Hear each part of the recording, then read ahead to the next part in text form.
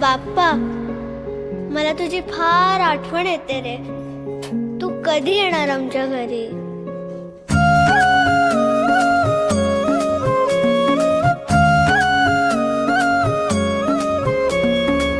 देवा तुझ्याच साठी उघडून दार, वाट पाहून झाली फार. चिंता हरून देवा थकला असणार, दे माझ्या खांद्यावर भार. थोडा इथं टेकून जा, घास खाऊन माझ्या हातातला.